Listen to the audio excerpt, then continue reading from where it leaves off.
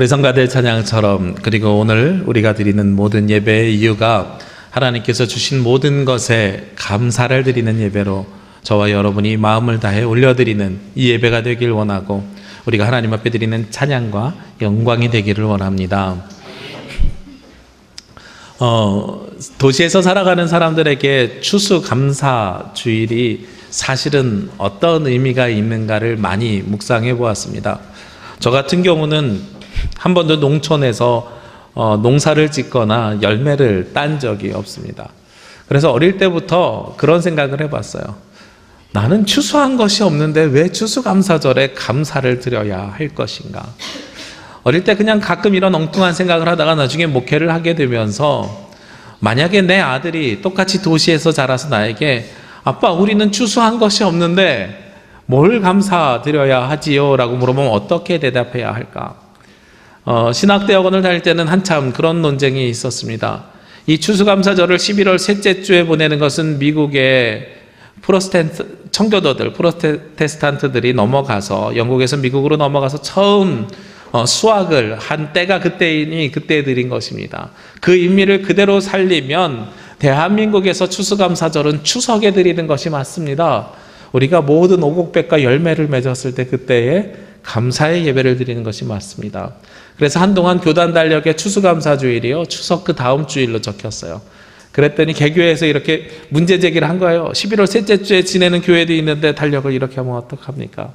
그래서 어떻게 이름을 바꿨냐면 추석 다음 주에는 한가위주일, 그리고 11월 셋째 주에는 추수감사주일, 이렇게 두 개가 지금 기록되어져 있습니다. 사실 11월 셋째 주에 드리는 이 예배가 농사를 짓지 않는 우리들에게는 큰 의미가 있는 예배가 아닙니다. 그런데요, 저는 한가위주의를 지키지 아니하고 우리 대한민국에 살면서도 추석에 맞춰서 열매를 드리는 것이 아니라 이 추수감사주의를 11월 셋째 주로 지키는 것을 선호하고 있는데, 그 이유가 무엇이냐면, 예전에 추수라는 개념이라면 농사 짓고 열매를 맺는 개념인데, 우리 도시에서 살아가는 사람들에게는 올 한 해를 마무리하며 지난 한 해 동안 주신 감사들을 세어보는데 의미를 심기 시작했어요. 눈에 보이는 이 열매를 하나님 앞에 드리는 거면 추석 주변이 훨씬 더 맞을 수 있겠습니다만, 아니면 제주도 같은 경우는 사실 이때 하는 게 아니라 1월이나 2월 달에 감귤감사 예배를 드리는 게 오히려 맞을 수 있습니다.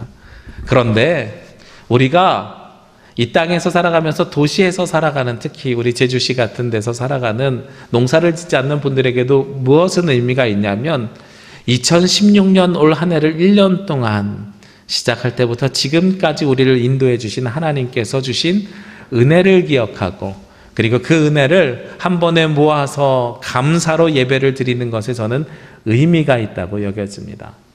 교회력으로 보면은요, 다음 주부터 대림절 첫 번째 주일이 시작이 됩니다.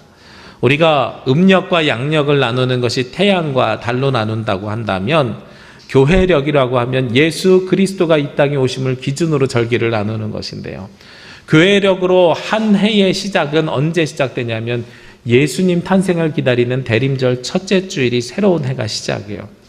다음 주가 대림절 첫째 주일이니까 교회력으로 하면 오늘이 무슨 날이에요? 올해의 마지막 주일이죠. 물론 우리는 송구영신 예배 12월 31일을 통해서 한 해를 마무리합니다만, 저는 그래서 이 추수감사절과 새로운 한 해를 시작하는 이 1월 1일 신년주일, 이 사이가 지난 한 해를 되돌아보고, 그리고 앞으로 새롭게 시작하는 한 해를 계획하고 기도로 준비하는 한 해로 삼았으면 좋겠다 하는 마음이 있습니다. 그런 면에서 이 시간에, 이때에 드리는 추수감사주일은요, 우리에게 큰 의미가 있는 것 같습니다. 우리 지난주에 이런 캡슐을 나눠드렸습니다. 1월 달부터 이 캡슐을 드렸던 분들은 혹시 올해 못하셨으면 내년에 또 같이 동참하시면 됩니다. 올해 1월 달에 내가 작정한 것들이 있어요. 하나님, 이러이러한 것들을 응답해 주십시오 하고 기도 제목을 드렸습니다. 동시에 그 밑에 무엇을 드렸습니까? 내가 버려야 하는 나쁜 습관들은 이런 것이 있습니다 하고 드렸죠. 어떻게 11달 잘 지내보시고 지난주에 점검해 보셨습니까? 응답받은 것이 있으신가요? 버려야 할 습관이 버려진 것이 있으신가요? 아직 한 해가 남아 있습니다. 그렇죠? 아직 응답받지 못했고 버리지 못했다면 우리가 그 옆에 기도 제목을 적으면서 남은 기간 동안 기억하면서 다시 하나님 앞에 드리는 시간을 갖길 원하고요. 주신 것이 있다면 감사하는 마음으로 이 시간 다시 한번 이 캡슐을 하나님 앞에 올려드리면서 감사의 제목을 드리시기를 원합니다. 우리가 이 땅에서 살아갈 때에 하나님께서 주시는 그 은혜라는 것이 멀리서 있는 것이 아니라 어디에서부터 있냐면 바로 나의 삶 가운데 있고, 그리고 내가 하나님 앞에 드린 기도가 응답받는 아주 작은 사건들 속에서 나타나며 표현되며 드러나게 되어져 있는 것입니다. 저는 지난 한 해를 추수감사절을 맞이하면서 되돌아 보았습니다. 참 많은 일들이 우리 교회에 있었습니다. 매년 돌아가는 똑같은 행사들이 있었기도 하였지만 색다른 일들도 또 있었습니다. 그런데 목회자로서 너무나도 감사했던 일 중에 하나는 무엇이냐면, 무엇을 계획하고 무엇을 준비하든 하나님의 은혜와 우리 성도님들의 도우심으로 인해서 잘 진행되었다는 것입니다. 우리가 체육관을 빌려서, 작년에는 야외 운동장에서 했는데 올해는 체육관에서 했잖아요. 체육관에서 체육대회를 했던 일도 그렇고, 지난 여름 우리 청소년 어린이들 데리고선 수련회와 성경학교를 했던 일도 그렇고, 올해는 거기에 은혜가 더해져서 미국에서 15명의 청년들이 와가지고 대학생들이 또 섬기는 은혜도 있었습니다. 저는 또 감사한 게 우리 성도님들 그렇게 아이들을 섬기겠습니다 했더니 많이 또 후원해 주셔갖고요. 후원해 주신 게 아직도 남아서 아이들을 계속 만나야 되고, 이번 겨울에는 그 후원금을 어떻게 또 쓰고 마무리를 해야 되나 고민거리가 생겼어요. 오히려 너무 많이 후원해 주셔가지고 그것도 한 고민이 될 만큼 행복에 겨운 한 해였습니다. 얼마나 감사한 일이 많이 있었는지 몰라요. 이 모든 일들이 다 우리가 하나님 앞에 드려야 되는 감사의 제목들이 될 줄로 믿습니다. 저는 최근에 또 하나의 감사가 생겼습니다. 12월 달에 제주 CBS에서 주관하는 목자들의 찬양이라는 프로그램이 있어요. 그래서 문예회관을 빌려가지고 토요일 날 저녁에 목사님들이 찬양으로 성탄절을 준비하는 음악회를 합니다. CBS에서 우리 교단의 어느 목사님에게 연락을 주셨나 봐요. 그래서 교단 내에, 노회 내에 젊은 목회자들 한 12, 13명이 모여가지고 빌레 합창단이라고 중창단을 만들어서 이번에 찬양을 하려고 하나 봅니다. 근데 저는 그 찬양단을 만들면 저는 안 들어갑니다 하고 처음부터 선언했어요. 옆에서 왜 안 합니까? 뭐 이렇게 물어봐요. 그러면서 저는 찬양을 못합니다 그랬더니 못해도 된대요. 그래서 못하는 게 문제가 아니라 그 앞에서 하다가 고음만 올라가면 목이 간지러워져서 캑캑거리면서 기침하는데, 문예관에서 그렇게 많은 사람들 앞에서 혼자서 기침하고 있으면 은혜가 되지 않습니다. 그래서 거기 저는 참여하지 않을 겁니다 이렇게 제가 말씀을 드렸거든요. 그랬더니 이분들이 어떻게 진행을 하시냐면 연습을 제주 남부교회에서 하세요. 그러면서 CBS에서 와가지고 연습 과정을 촬영하고 인터뷰를 했는데 저를 뭐라고 소개했냐면 단장이라고 소개를 해버렸어요. 제가 태어나가지고 음악하는 합창단이나 중창단의 단장이 되어보긴 또 처음이에요. 그래서 연습에서 제가 뭘 해야 됩니까? 난 노래 안 할 건데 무슨 연습을 해야 됩니까? 그랬더니 기도를 해야 된대요. 기도는 항상 할게요. 그랬더니 아니, 시작 기도 마치는 기도를 저보고 해야 된대요. 그 얘기는 무슨 얘기예요? 연습이 시작할 때부터 끝날 때까지 꼭 있어야 되잖아요. 합창단 연습에 가서 노래는 한 번도 하지 않는데 전 아직 연습을 한 번도 빠진 적이 없습니다. 가가지고요, 시작할 때 기도하고 끝날 때 기도하고, 저에게 주어진 임무이고 직무인데 그럼에도 불구하고 감사한 것은 함께하는 동역자들이 있고, 그리고 거기에서 소외될까 봐 신경 써서 챙겨주시고 함께하게 하신 그 모든 일들이 배려에 감사를 드리는 겁니다. 우리가 이렇듯 감사라는 것이 특별하게 커다란 일, 나에게 주어진 아주 행복하고 누가 보아도 다른 사람에게 자랑할 만한 큰 일이 있어서 우리가 그래서 감사하는 게 아니라, 내 인생을 살아가면서 나에게 주어진 아주 소소한 일들 가운데서 함께하게 하시는 것만큼도 감사이고, 그리고 어디에 소속하게 하신 것도 감사이고, 그리고 하나님께서 주신 모든 것이 우리의 감사의 제목이 되어야 될 줄로 믿습니다. 그런 면에서 이 시간 우리가 드리는 이 예배도 감사고요, 이 자리에 함께하게 하신 것도 감사고요, 그리고 여기에 있는 성도들이 서로가 서로를 알고 있다는 것도 또 다른 감사의 제목이 됩니다. 이렇게 우리가 삶을 살아가면서 많은 감사의 제목을 찾을 수 있는데, 때로는 감사의 제목을 찾을 수 없는 혼란스러울 때들도 있습니다.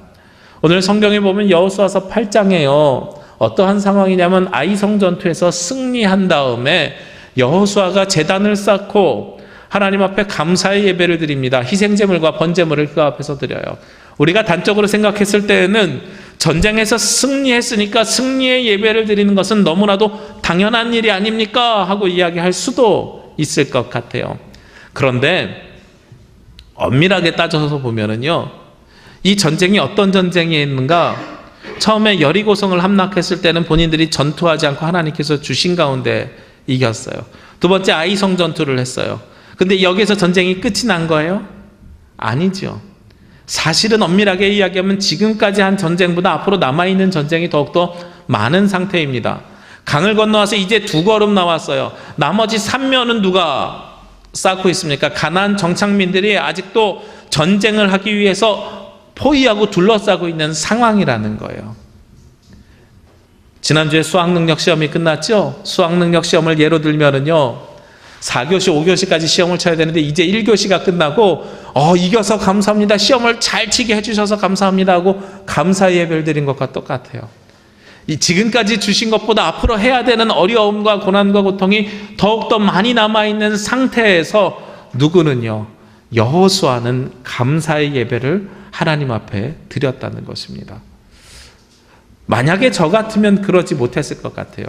인간적인 생각이라면 그런 조언을 했을 것 같아요. 제가 여호수아의 부하라면 장군님, 우리 앞으로 남아있는 일이 많습니다. 앞으로 해야 될 전투가 아직 더 많이 남아있습니다. 이 모든 것 다 끝나고 한 번에 몰아서 감사해도 괜찮을 법한데 꼭 지금 이 시간에 저 많은 적군들 앞에서 우리가 감사의 예배를 드려야 하겠습니까? 하고 이야기할 수 있을 것 같아요. 이 감사의 제단이 어떤 제단이었냐면 오늘 33절 말씀에 보니까 온 이스라엘과 그 장로들과 관리들과 재판장들과 본토인뿐만 아니라 이방인들까지도 어디에요? 여호와의 궤를 맨 레위 사람 제사장들 앞에서 궤의 좌우에 서되 절반은 그리심산 앞에 절반은 에발산 앞에 섰으며 이는 전에 여호와의 종 모세가 이스라엘 백성에게 축복하라고 명령한 대로 함이라. 지금 여리고성과 아이성 전투가 끝난 다음에 무엇을 해야 되냐면 4주 경계를 해야 될 때예요. 사실은 가나안 땅에 있는 사람들이 큰일 난 거잖아요. 적군이 쳐들어와 가지고선 2개의 성을 함락했어요. 그러니까 그 사람들이 에워싸고 전투를 준비하고 있을 상태예요.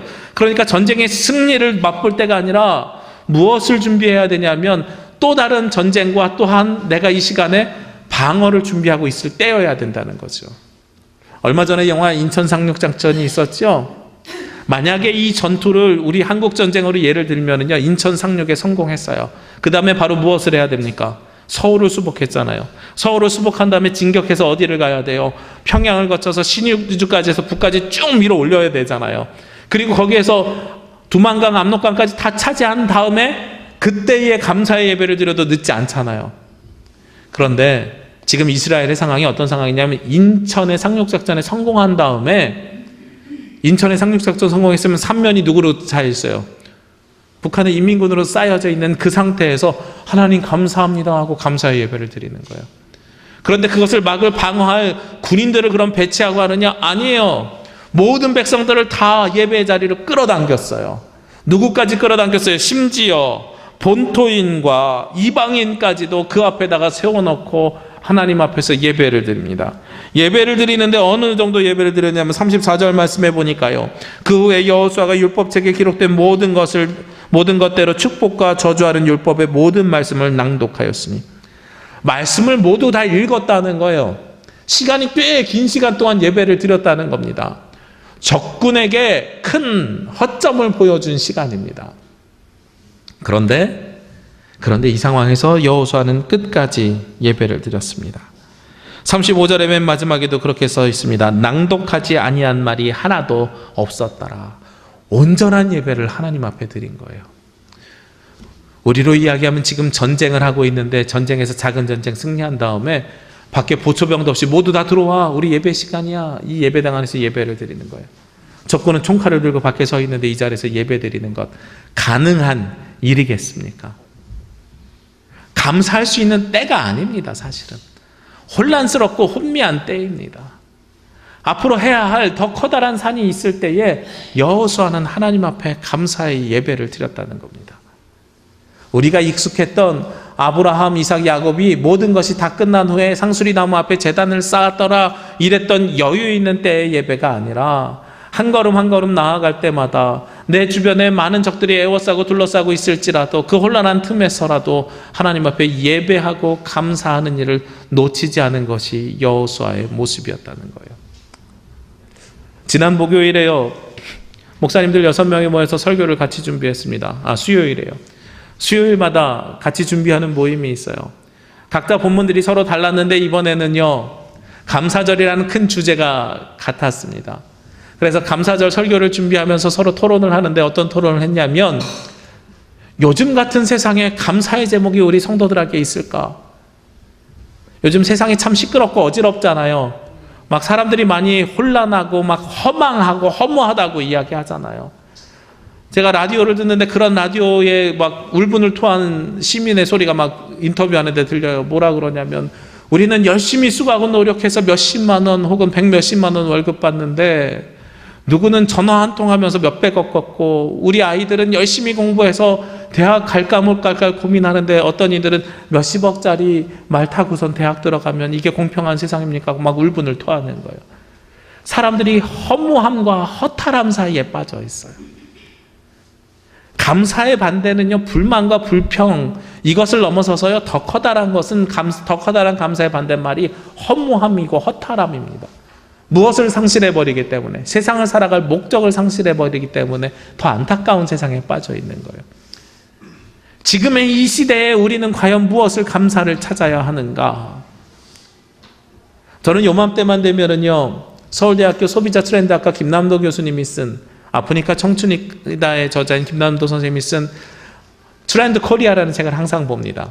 트렌드 코리아라는 책을 보면 2016년에 히트 상품 10가지, 물건을 꼭 이야기하는 게 아니라 생각이나 사상이나 이미지 다 포함해서 히트한 것들 10가지를 해서 한 해를 정리하고, 그 다음에 2017년 예상되는 사람들의 트렌드, 그것을 가지고선 예측하는 책이 있어요. 그래서 트렌드 코리아, 2015, 2016, 2017, 어제 말씀을 준비하면서 책장을 봤더니 2010년도부터 제가 그 책을 보았더라고요. 그 책을 본 이유가, 지금 이 시기에 올 한 해 히트했던 상품들을 찾아보면 매년 공감하는 게 있었어요. 그래, 이런 일들이 있었지. 한 해를 정리하기 참 좋았어요. 그리고 내년을 준비하면서 내년에 이렇게 갈 것이구나. 세계 경제가 이렇고 상황이 이렇고 정치가 이러니 사람들의 심리가 이렇게 패턴이 변화가 될 것이구나. 굉장히 좋은 책이었습니다. 근데 올해는 그 책을 보면서요, 감사의 제목을 찾아보려고 하는데 참 쉽지 않아요. 세상에 공통분모, 공감대를 찾아내려고 했더니 한 가지 단어 하나의 이름밖에 생각나는 게 없는 거예요. 감사가 아니라 허무함과 허탈함만 남아있는 이 세상 속에서 우리가 과연 어떻게 해야 감사를 찾을 수 있을까? 여호수아의 상황이랑 사실 비슷한 겁니다. 지금 당장은 작은 승리를 얻었지만 그 앞에 산적해있는 더욱더 커다란 많은 어려움이 있습니다.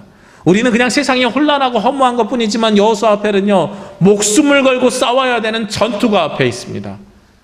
목숨을 걸고 앞으로 나가서 싸워야 되는데 거기에 무슨 감사가 있을 수 있겠습니까? 그런데 도대체 어떻게 여호수아는 감사할 수 있었을까요? 거기에 대한 해답을 어디서 찾았냐면 오늘 골로새서 2장 6절 7절 말씀에서 찾았습니다. 골로새서 2장 6절 7절 말씀에 보면 말씀이 7절에 이렇게 결론이 납니다. 믿음에 굳게 서서 감사함을 넘치게 하라.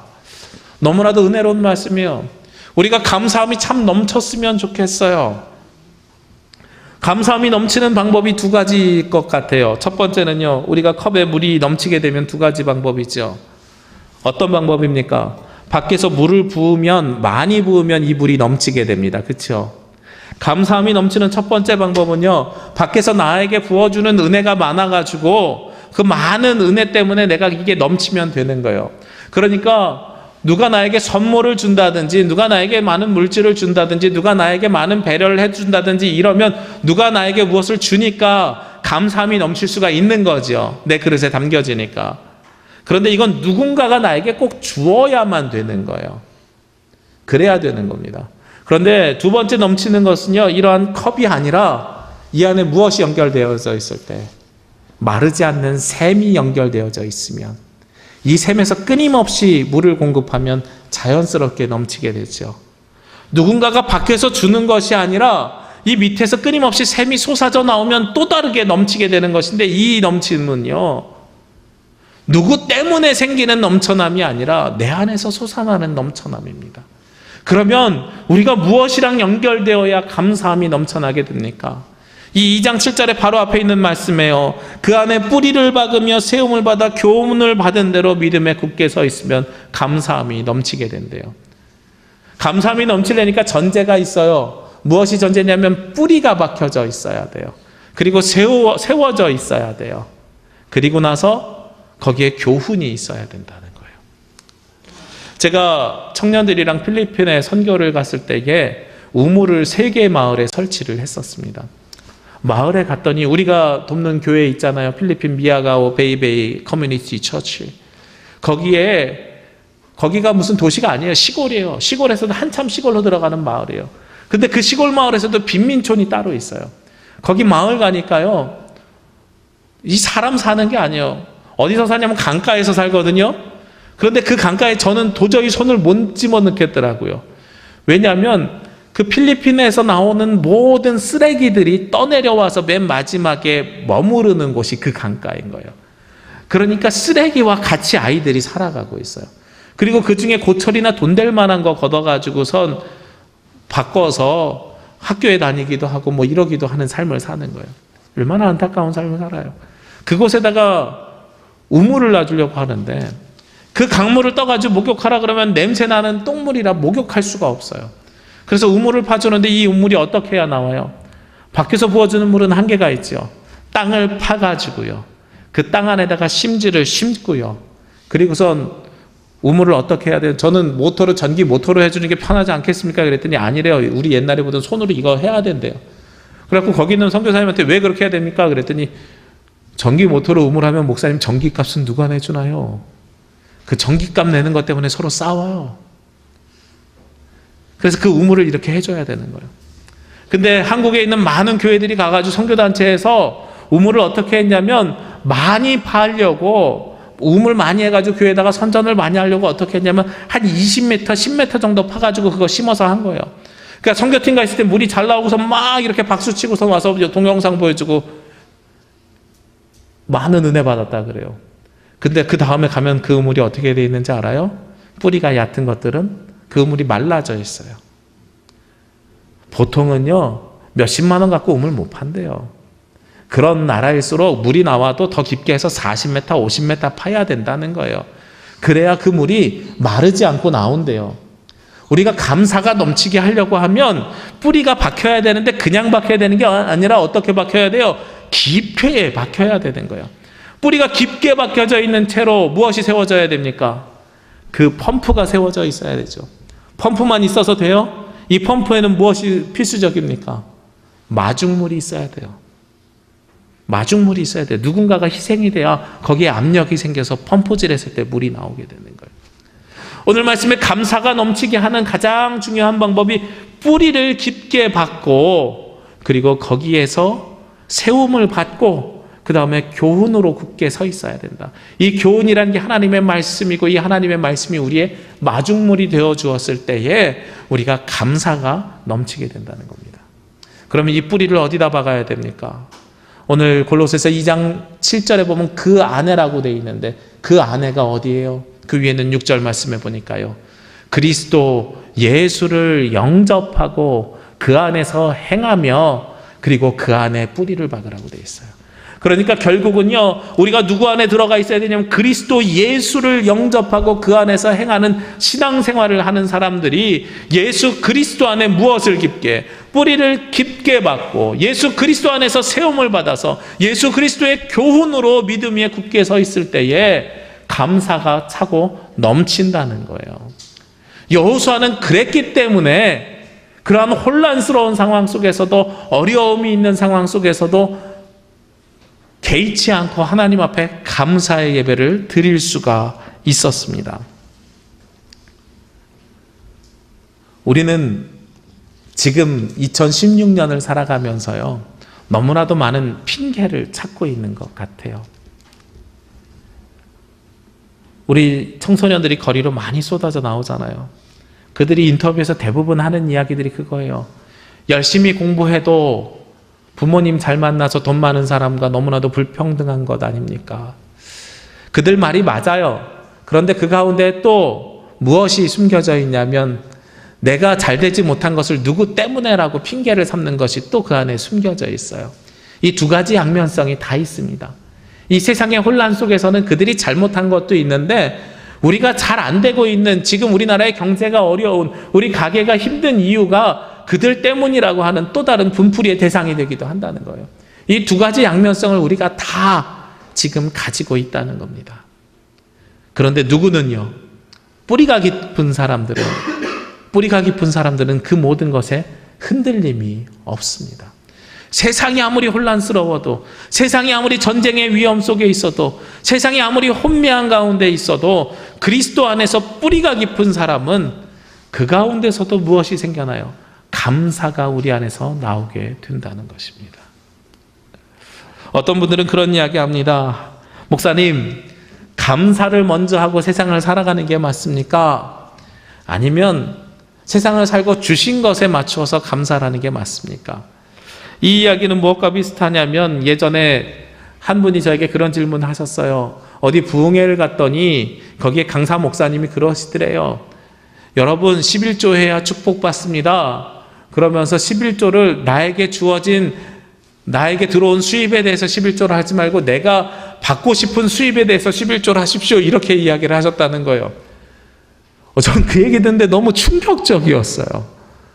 받을 것에 그래가지고 그 성도님이 뭐라고 말씀하셨냐면 제가 1,000만 원 벌고 싶어서 100만 원 11조 했는데 왜 1,000만 원이 안 들어오는 거죠? 이렇게 이야기를 하는 거예요, 저에게. 아니 그게 합당한 이유입니까? 그렇죠? 우리가 감사라는 것이 미리 주실 것을 믿고 감사하라고 해서 그것이 기복적이거나 물질에 치중되어 있어서는 아니 되는 거죠. 우리는 무엇에 대한 감사가 있어야 돼요? 하나님께서 우리를 구원해 주시는 구원의 은총에 대한 감사가 있어야 되는 거예요. 그러면서 그때 그 성도님이 저에게 물어보신 이유가요, 목사님, 밥 먹을 때 우리 밥 먹기 전에 감사기도 하잖아요. 밥 다 먹었다고 감사기도 하는 게 아니라 밥 먹기 전에 감사기도 하잖아요. 저 그런 개념으로 했는데 왜 하나님께서 자꾸 안 주시지요? 제가 거기에 뭐라고 말씀드렸냐면 제가 헝가리라는 나라를 가보니까요, 그 나라는 식사기도 2번 하더라고요. 밥 먹기 시작할 때 주신 것에 감사, 밥 먹고 나서 다 먹고 잘 먹게 해주심에 감사. 그렇죠? 사실 우리의 감사의 습관이 그래야 돼요. 그래서 그 모습을 보고선 거기 목사님들이나 신앙인들의 모습을 보고 저도 끝난 다음에 감사하려고 했는데 잘 안 돼요. 어렸을 때부터 습관이 밥 먹기 전에만 기도해가지고 그게 잘 안 돼요. 우리가 하나님 앞에 감사를 드린다고 한다는 것은요, 무엇을 주시기로 약속했기 때문에 드리는 것, 감사하는 것도 아니고요, 나에게 주신 결과로서의 감사도 아닙니다. 그냥 그들의 신앙생활의 모습처럼 시작부터 끝까지 모두가 다 누구의 것임을 인정하는 거예요. 하나님의 것임을 인정하는 것이 바로 우리의 감사의 당연한 이유입니다. 절대로 그런 11조 하지 마세요. 1,000만 원 받기 위해서 100만 원 드리는 11조. 하나님 하나도 안 기뻐하십니다. 돈으로 신앙을 사는 것 하나님 하나도 안 기뻐하십니다. 하나님이 기뻐하시는 것은 무엇입니까? 예수 그리스도 안에 뿌리를 깊게 내려서 시작도 주의 것임을 고백하고 끝나는 것도 주의 것임을 고백하는 것, 이것이 하나님께서 진정으로 원하시는 감사라는 것입니다. 저는 우리 제주남북의 성도들에게 감사가 차고 넘치기를 원합니다. 옆에 있는 무엇을 주셨기 때문에, 여기에 물을 부어주기 때문에 차고 넘치는 감사라면 부어주는 사람이 없으면 그 감사는 사라지고 맙니다. 여러분 안에서 끊임없이 솟아나는 감사가 넘치기를 원합니다. 그를 위해서요, 세상이 어떻든 사회가 어떻든 그런 것에 흔들리지 마시고 우리가 어디로 들어가야 되냐면 예수 그리스도 안으로 들어가시길 원합니다. 오직 예수 그리스도 안으로 들어가서 그 뿌리를 깊게 내리고 주님으로 말미암아 세워져 있을 때에 여러분들의 삶에, 여러분들의 인생에, 세상의 그 어떠한 풍파에도 굴하지 아니하고 흔들림 없는 감사가 차고 넘치게 될 줄로 믿습니다. 기도드리겠습니다. 하나님 감사합니다. 하나님께서 주신 은혜와 하나님께서 주신 생명과 하나님께서 주신 말씀을 봅니다. 이 땅을 살아가며 하나님께서 주신 감사가 부족하다면 내가 그리스도 안에 있는지 뿌리가 깊은지 그리스도로 말미암아 세워져 있는지를 점검하게 하여 주셔서 그리스도 안에 있는 자에게 감사가 넘치는 은혜가 있게 하여 주옵소서.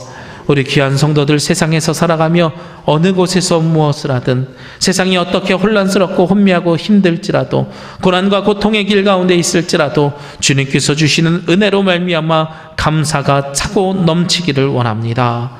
우리의 삶을 통하여 우리의 인생을 통하여 마르지 않는 생명샘을 허락하여 주셔서 그 샘으로 말미암아 감사가 차고 넘치는 인생을 살아가는 제주남부교회 모든 성도들이 될 수 있도록 인도하여 주옵소서. 이 모든 말씀 예수 그리스도의 이름으로 기도합니다. 아멘.